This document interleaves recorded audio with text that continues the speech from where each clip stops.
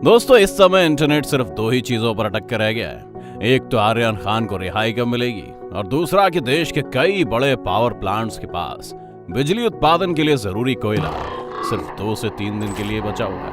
खैर, आर्यन खान के बारे में तो शाहरुख खान जाने, लेकिन कोयले की कमी की यह खबर कितनी गंभीर है, इसका अंदाजा इसी बात से लगाया जा सकता है कि देश में कई राज्यों में तो इसकी कमी की वजह से बिजली की कटौती भी शुरू कर दी गई है, क्योंकि वहां के सारे पावर प्लांट्स अपनी क्षमता से आधे पर काम कर रहे हैं, जो कि अपने आप में एक भयानक स्थिति की ओर इशारा करता है। इसी वजह से 2-4 दिन के भीतर ही पूरे देश की बिजली सप्लाई ठप हो सकती है, और ऐसा भी हो सकता है कि आपकी आने वाली दिवाली सिर्फ मिट्टी के दियों से रोशन हो। आखिर ऐसा क्यों हो रहा है और ये समस्या क्या है और कब तक बनी रहेगी, ये सब बताएंगे आपको, तो वीडियो को पूरा देखना और मोबाइल को फुल चार्ज करके रख लेना। अब आप सोच रहे होंगे कि अब तक क्या इस देश के सारे पावर प्लांट सोकर बिजली पैदा कर रहे थे, जो इन्हें इस बात तक का होश नहीं रहा कि कोयला खत्म होने वाला है, या फिर कहीं ये कोयले की कमी ऐसी तो नहीं कि देश में अब सिर्फ कुछ किलो कोयला ही बचा हुआ है।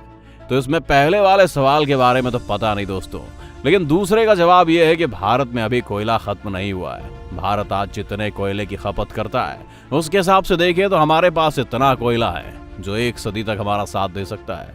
अगर दुनिया में दूसरी जगह भी कोयला है, वहां से भी खरीदा जा सकता है। तो ये संकट असल में कोयले की कमी का नहीं है, ये संकट है कोयले की आपूर्ति में कमी का। यही बात अगर आप समझ जाएं तो ये पूरा संकट समझ आ जाएगा, और ये भी कि इस ब्लैकआउट या आने वाले अंधेरी दुनिया के लिए जिम्मेदार कौन है।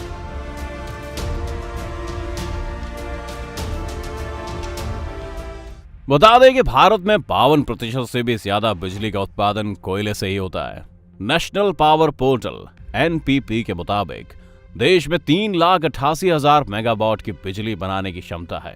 हालांकि अभी कई प्लांट्स अंडर मेंटेनेंस हैं, मतलब यहां अभी बिजली उत्पादन का काम नहीं हो पा रहा है, जिसके चलते अभी देश में हर रोज 2,02,04 मेगावाट बिजली का उत्पादन हो रहा है। लेकिन सरकार की खुद की रिपोर्ट की माने तो भी अब देश के सारे पावर प्लांट्स के पास औसतन 4 दिन की बिजली बना पाने जितना कोयला बचा हुआ है, जिसमें से कुछ पावर प्लांट्स में तो ये कमी इतनी ज्यादा है कि या तो वहां कोयला खत्म ही हो गया है या 1 या 2 दिन के लिए ही बचा हुआ है।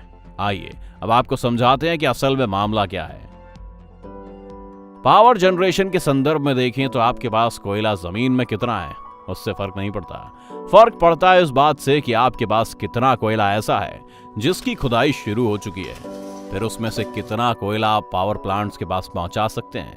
और यह कोयला 2 तरह से भारत में बिजली घरों तक पहुंचता है। पहला, हमारे देश की खदानों से, जिनमें से ज्यादातर या तो कोल इंडिया चलाती है या फिर कोल इंडिया द्वारा निजी कंपनियों को लीज पर दे दी गई हैं। दूसरा है आयात, जिसमें जहाज से कोयला बंदरगाहों पर पहुंचता है, वहां से मालगाड़ी पर लाद कर बिजली घर आता है। इन दोनों तरीकों से जो कोयला बिजली घर पहुंच चुका होता है उसी के आधार पर यह कहा जाता है इतने दिन का कोयला बाकी है। तो ये तो हो गया कि कैसे वर्क करता है कोयला। आप समझते हैं कि इस प्रोसेस में लूप होल कहां बन गया, जिसकी वजह से अपार कोयले के बाद भी ये हमारे पावर प्लांट्स तक नहीं पहुंच पा रहा, और देश में इतना बवाल मचा हुआ है, जो कि मचना भी चाहिए, क्योंकि आखिर कैसे जिएंगे हम लोग अपने डिस्चार्ज मोबाइल के साथ। दरअसल कोयला आपूर्ति में कमी के 4 मेन रीजन हैं। पहला रीजन तो बिल्कुल चमकता हुआ दिखाई दे रहा है।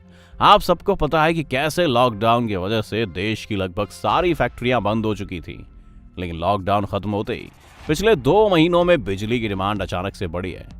ऐसा इसलिए क्योंकि लॉकडाउन के बाद 18 महीने से बंदी और सुस्ती के कगार पर पहुंची फैक्ट्रियों में तेजी से काम शुरू हुआ।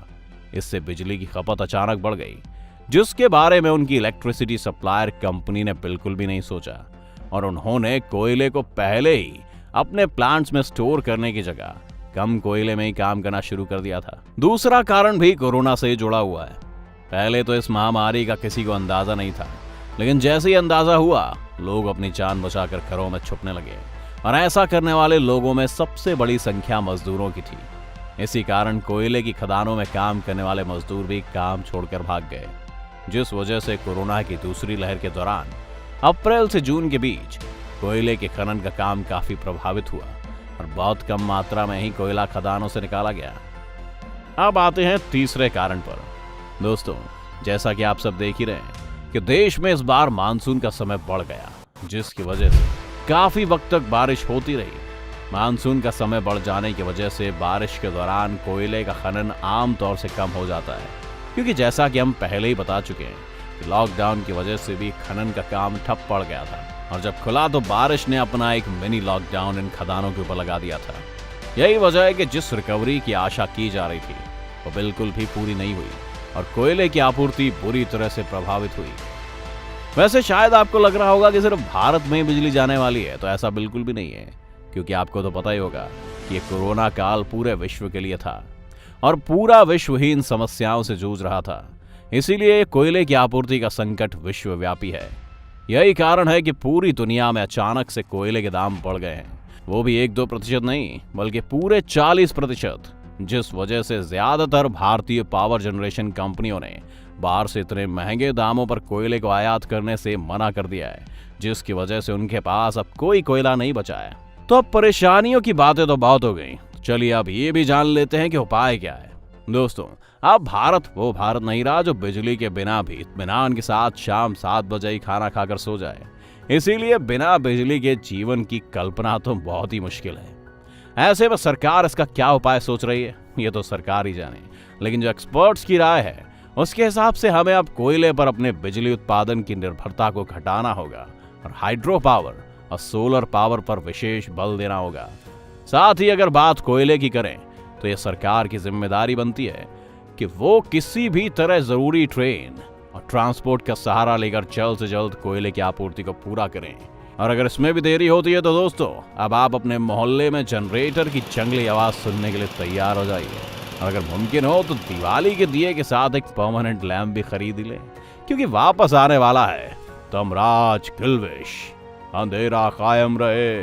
तो दोस्तों, अगर बिजली नहीं हुई तो अपना समय कैसे गुजारेंगे, कृपया कमेंट करके हमारी मदद जरूर करें। अगर आज की वीडियो आपको पसंद आई हो तो इसे लाइक करने के साथ साथ अपने दोस्तों और रिश्तेदारों के साथ शेयर जरूर कर दें। अगर आप ये वीडियो यूट्यूब पर देख रहे हैं तो चैनल को सब्सक्राइब करके बेल आइकन दबा दें। अगर हमारी वीडियो आप फेसबुक पर देख रहे हैं तो फेसबुक पेज को जल्दी से लाइक करें। फिलहाल के लिए इतना ही, अभी के लिए दीजिए हमें इजाजत। आपसे मुलाकात होगी अगली वीडियो में। शुक्रिया।